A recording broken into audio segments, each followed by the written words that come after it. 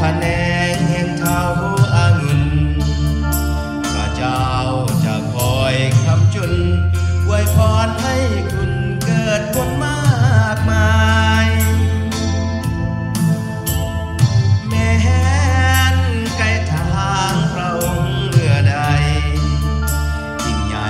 ไม่มีความหมายตัดทิ้งภูไฟถ้าไม่เกิดผลคงจำพระคำสอนสั่งให้เอาเฝ้าคอยระวังชีวิตเหมือนดังอยู่กลางคลื่นลม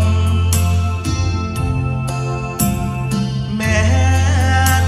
วันใดใจล้มพระพรแห่งความรอดพ้นพระองค์ช่วยให้เฮากลับมาเขียวคมนั้นวางอยู่อย่างเปล่าดายเขาถือหังมากมายคนงานชายเจ้าไปไหนกันพระทรงเรียกให้หาทุกวันเฝ้าที่ให้เกี่ยวเก็บนั้นเฝ้าคอยทุกวันให้เจ้ากลับไป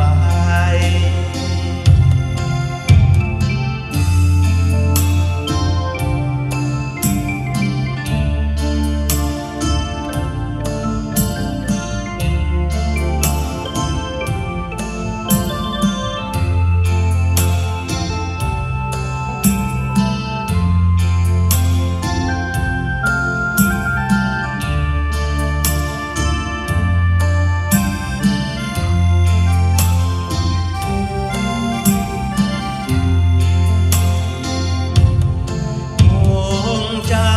ำพระคำสอนสั่งให้เฮา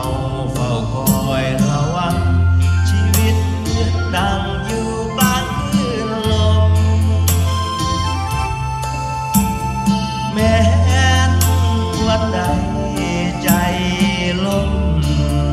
พระพรแห่งความรอดพ้นพระองค์ช่วยให้เฮา